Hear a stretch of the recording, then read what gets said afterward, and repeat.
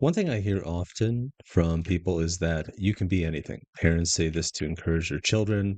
You can be an astronaut, you can be this, you can be that. The thing is, though, I think it's kind of limiting, not the intention behind it, but the wording. Because what I've noticed is that I talk to people in their 20s, 30s, and they feel like they've missed out on potential. Right. I've had like 5, 6 really long conversations this week with people from across the world, different continents, literally, who have all had this feeling that they've missed out on some form of their own potential. And that might be true. But one thing they all commonly say is that, oh, I could have been anything, or my parents said I could be anything, or I told myself I could be anything. I think a more apt and useful phrase is you already are everything, right? And if you can be anything, it basically states your potential, but it doesn't say anything about who you are, right? If you can be an artist, that means you aren't an artist now. If you can be an astronaut, that means you don't have it in you right now to be that astronaut, right? Or you aren't an astronaut now. And if you talk to anybody who's successful, you basically kind of have to act like in that identity before you become that thing on the outside, right? You have to kind of believe sometimes, not all the time. You can do it through discipline or whatever, but believing that you are that thing can create that on the exterior, right? If you believe not that you are, let's say you're overweight, right? And you know that you're overweight, but you believe at your core something different. Not that you believe at your core that you are, jacked and ripped and all that shit, but you actually believe at your core that you are the type of person who takes care of themselves, right?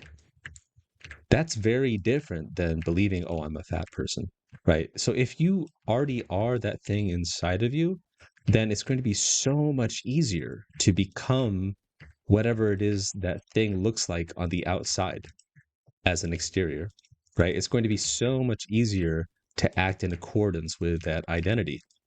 So, and I want to take it one step further is that you already are all the things that you want to be. Like you just haven't, I guess, manifested it on the on the exterior, right? Or you just choose not to want it. All of that is there inside of you, and it's not potential that you need to reach in the future, that you need to close the gap. It is potential, as in potential energy. I know this sounds so esoteric as fuck, but really a lot of it comes down to identity. So if you are, let's say, physically an unhealthy person, and then you start really identifying as a person who takes care of themselves, like it's going to be much easier for you to go to the gym or to work out, to eat healthy foods, all of that stuff. That's very different than believing at your core that you are an unhealthy person. Obviously, we can talk about like identity and all that stuff too, but it isn't just about being a healthy person. It is like you have all these things inside of you that you can be an astronaut, you can be an artist, you can be an engineer, and it's that you can be, you already are. There's just different degrees of it. And really, the thing that decides if you are going to be that thing is you and your desire to be that thing, right? Like if you want to be an astronaut, you can choose to be an astronaut. Let's say like you're 2% an astronaut, right? And that might mean like, like, I don't know, you graduated high school and then you graduated college or whatever, and you have a vague interest in space or going to space, right? But then you want to be an astronaut, like really, really want it at your core. That 2% jumps to 10%. And then the more you want it and the more you act in alignment with that desire more than anything else, right? Then that, identity of being an astronaut goes from 10 to 20 to 30 and maybe to 100%. It doesn't guarantee that your exterior, right, your external world is going to match your internal world. The point I'm trying to make is that it's so much easier to become that thing that creates that action and that you can it's not that you can be anything, it's that you already are those things inside of you. And you're just choosing not to be those things. And you could say, well, like, I'm poor. And I'm like, I'm choosing what? To be poor? Like, yes, that's true, right? And sure, like your external circumstances might prevent you from uh, not being poor, and it could be really, really, really hard, right? But it's not about being poor; it's about like changing your identity to be like, okay, I'm the kind of person who tries really hard not to be poor, and yeah, that's like inside of you, and it becomes much easier for you to try to look for opportunities that that you didn't see before because your identity's different, right? And I feel like a lot of people are going to take this the wrong way. They'll be like, well, it's, you can, you can't just like become a millionaire or something like that. And it's not about that. It's about being, it's about understand it's really about understanding that your potential isn't something that's far away. It's inside of you.